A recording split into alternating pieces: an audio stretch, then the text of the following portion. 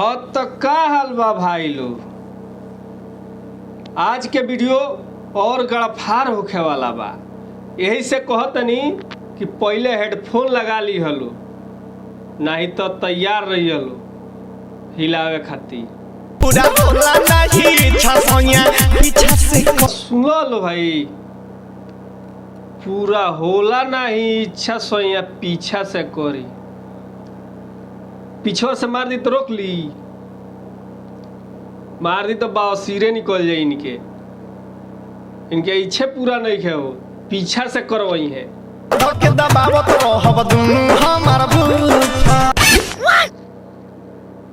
धोक हमार दबावत रह दोनों हमार बूफर।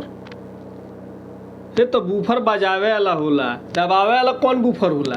मैंने देख लो भाई लोग, एक दबावे वाला बूफर चाहिए। कितना ही दबाव खातिर भौजिए परेशान बिया। चढ़ल बाटे गरमी, तो गर्मी चढ़ल बा तो झरवा ली लोग है नु बा, कहीं दूर बा, काला एक तक बा कि चढ़ल बाटे गरमी। अरे तो भाई लोग लगे चली आओ सबके उजाड़ दी। छनर पटर करू जनी, अरे वो बकरी हो कि छनर पटर करी। अब बोका नियर तो तू सर सटल बाड़ो।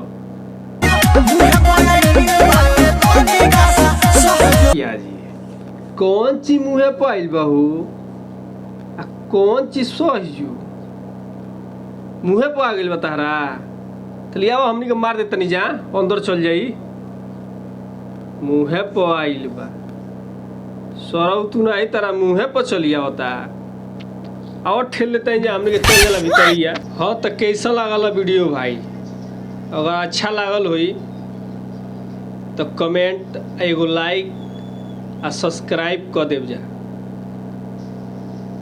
फिर मिलल आई एगो नया वीडियो के साथ है, तब तक के लिए बाय।